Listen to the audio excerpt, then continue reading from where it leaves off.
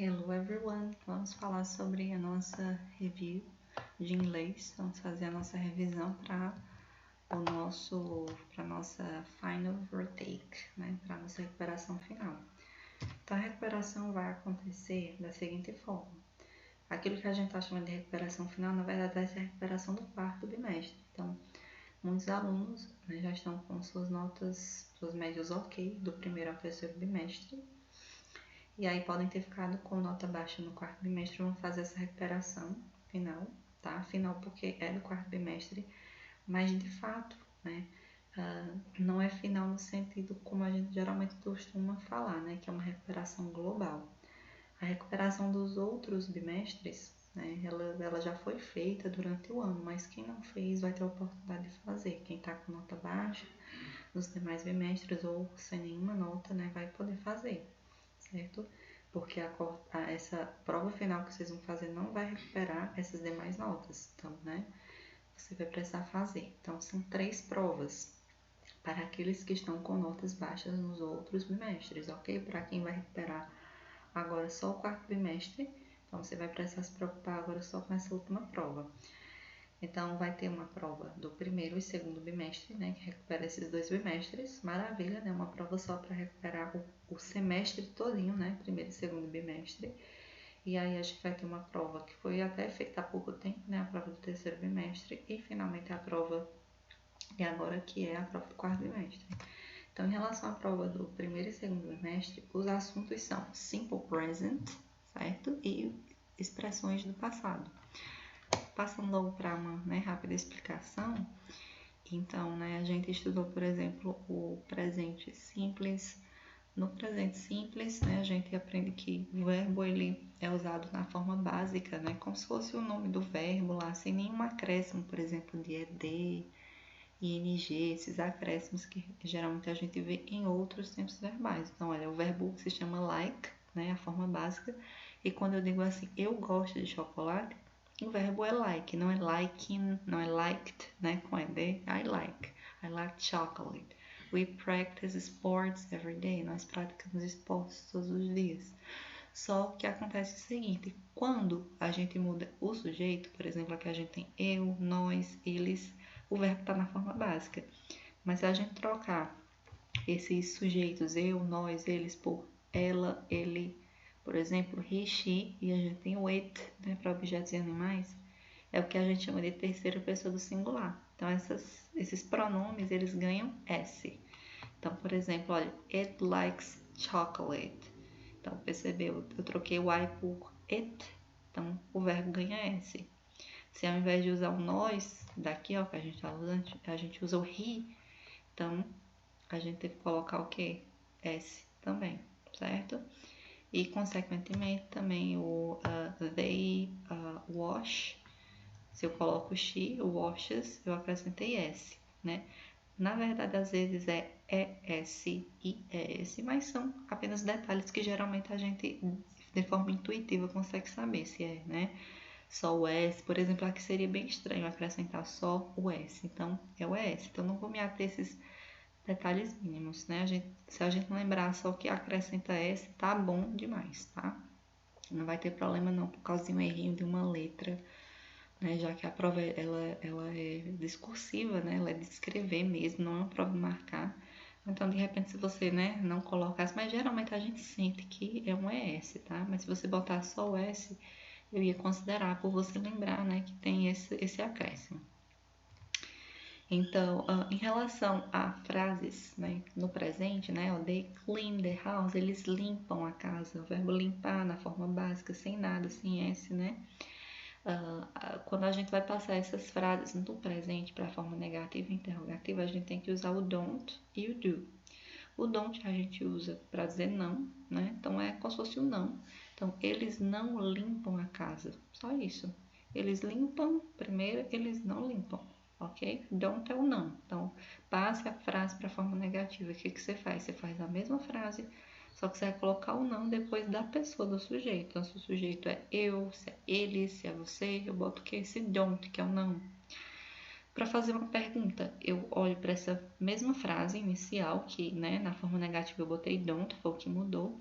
Eu coloco agora interrogação no final e coloco, né, o do no início. Então, a interrogação no final e o do no início. Não mudou nada na frase, é a mesma frase. They clean the house, interrogação no final, do no início. Só que aí você tem que lembrar que se o sujeito, mais uma vez, for aquele, né, terceira pessoa do singular, he, she, it, ao invés de usar no caso, don't e o do, você vai usar o doesn't e o does. Só isso, né? Então, por que eu estou usando doesn't e does? Porque o sujeito é she. Se fosse he, se fosse it, seria a mesma coisa. Agora, se for os demais, né? Eles, nós, eu, você, eu uso don't e uso do, ok? E lembrando também, se você observar, que seria a mesma frase, eu só fiz essa mudança de sujeito, né? Eu limpa a casa. Na primeira, né, que você tem they clean. Na segunda tá she cleans, já tem um S, né? Então lá pode ter, né, na prova questões justamente para você, por exemplo, preencher espaços numa frase, num texto. Então, se nessa frase você tem um she, tem um espaço, por exemplo, você tem que saber que a forma do verbo vai exigir que você bote um S no final do verbo. Se você tem que fazer uma frase negativa, você tem que saber se essa frase for com she, você vai botar o doesn't e não o don't. Mesma coisa, se não for he, she ou it, terceira pessoa do singular, você vai usar o don't e não o doesn't, tá? Só para dar uma ideia do tipo de questão que pode ter. Falando um pouquinho sobre o passado agora, né, vão cair expressões do passado, porque a gente também estudou o passado. O primeiro e o segundo bimestre a gente fez revisão de tempos verbais e a gente viu essas palavrinhas, last ago e yesterday. Aí tá a tradução delas, né? Aqui é só uma rápida, né, revisão, então vocês podem pausar o vídeo, anotar, né? Então, vocês têm aí a tradução, né? Então, se a gente tem frases, por exemplo, eu viajei 3 semanas, qual seria a palavra que se encaixaria melhor? Viajei 3 semanas atrás? Com certeza é atrás. Então, aqui seria ago. I traveled 3 days ago. Eu viajei 3 dias, aliás, 3 dias atrás, certo? Ou eu viajei há 3 dias. I arrived week. Eu cheguei semana, o quê? Semana passada, justamente, né? Semana atrás não dá certo, semana ontem. Então, dá para ver já que não dá para confundir até mesmo pela tradução. Eu assisti atrás, eu assisti passado, não dá. Só daria para ser eu assisti ontem, né? Então, pode ter uma questão, né, semelhante a essa, onde você tem aqui preencher os espaços com essas 3 palavras. Então, dá, né, você pode consultar o significado da frase que está lá. E aí, se você tiver em mãos, né, os significados também disso aqui, você vai ver que só é possível encaixar um em cada situação. Não é difícil, tá? É uma questão de tradução e vocês podem consultar a tradução. A respeito da recuperação do terceiro bimestre, quais assuntos, né, caíram já, né, porque essa prova ela já foi passada. Caiu present continuous, que é quando você usa o verbo to be, né, com um verbo com ing, certo? Então, para você indicar ações que estão acontecendo de forma contínua. Eu estou explicando, então, eu pego uma das formas do verbo to be, né, para dizer esse estou, e o explicando. Esse ando no verbo é o ing, até quando a gente tem que acrescentar ing ao verbo. Esses advérbios e os reflexive pronouns, tá? Vou explicar agora. Então, a respeito desses advérbios, que é o just, o already e o yet, que tem essas traduções aqui, que vocês também podem congelar aí a tela e, né, anotar se vocês quiserem. Então, temos aqui, olha, just é acabar de, quando você quer dizer que você acabou de fazer algo. Already significa um já, né? Eu já fiz, é como se os dois significassem já, tá? Eles são bem parecidos na tradução, já. Só que quando eu quero dizer que eu já fiz e foi agora, eu acabei de fazer, aí eu prefiro usar o just, né? E o already seria o já, mas não precisa ser necessariamente agora. Eu já fiz o meu dever de casa. Agora, eu acabei de fazer. Aí eu vou preferir usar o just, para dizer que eu acabei. Eu já fiz. Eu não só fiz como eu acabei de fazer. E quando eu quero dizer que eu ainda não fiz, o que seria o contrário de um já? Né? Eu já fiz. Eu ainda não fiz. Então, essa palavra yet é ainda não. Então, ela vai ser sempre usada em situações negativas. Então, aqui tem a explicação. Você pode congelar, dar uma olhada nos exemplos. Tem a explicação, tem a tradução, tá? Você pode ver que o just é usado para indicar que as ações ocorreram num passado bem recente. Então, é quando eu quero dizer, olha, que eu acabei de conversar. Então, esse just, né? Se eu tivesse um espaço que, olha, você preencha com uma dessas palavras. Então, se lá tiver uma tradução, né? Então, se você ler, acabei de conversar. Quando eu quero falar de uma ação que eu acabei de fazer. Então, eu vou colocar o just, ok? Quando eu já fiz algo, mas não precisa ter sido necessariamente agora, então eu vou colocar o quê? Already, que significa já, mas não exatamente agora. Ela já chegou em casa, ela já fez o dever de casa, entendeu? Você coloca already. E o yet é o ainda não. E aí tem uma coisa interessante que ele vem no final. Então, vamos supor que você tem uma questão lá, né, para preencher espaços com uma dessas palavras.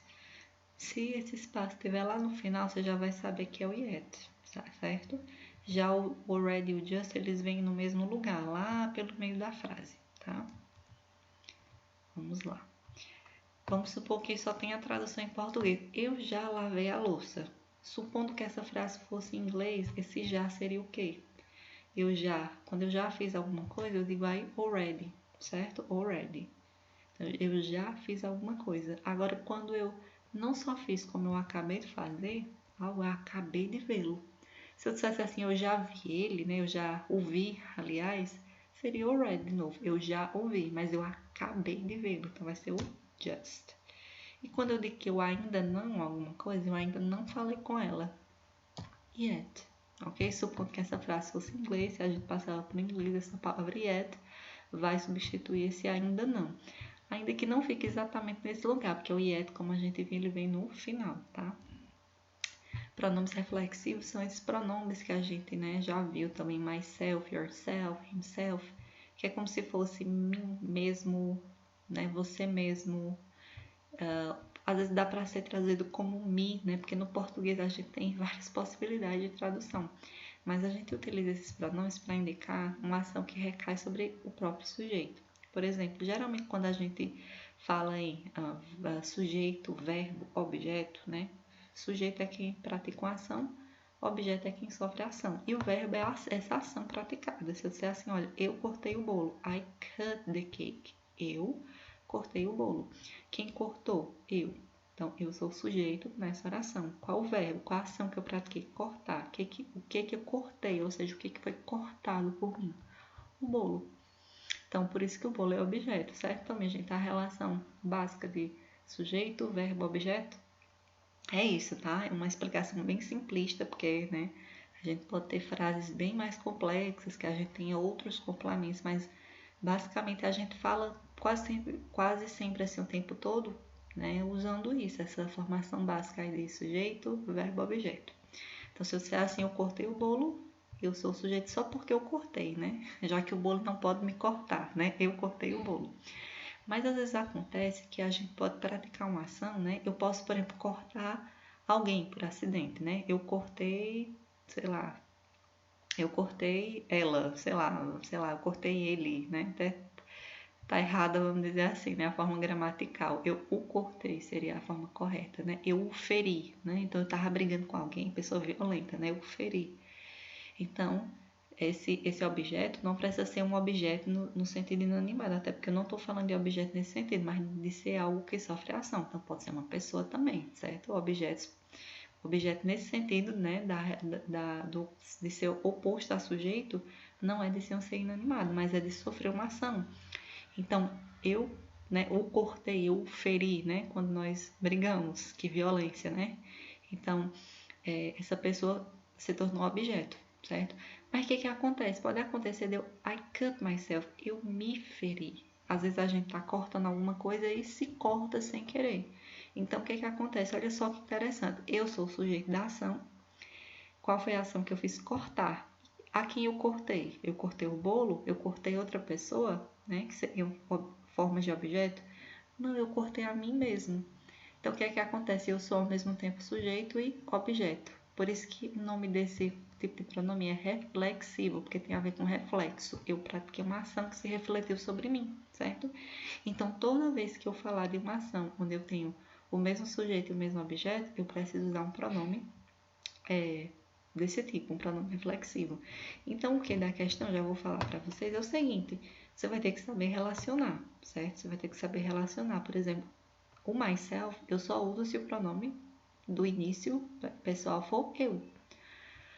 O himself, eu só uso se o pronome for he. O ourselves, né, por exemplo, eu só uso se o pronome for we.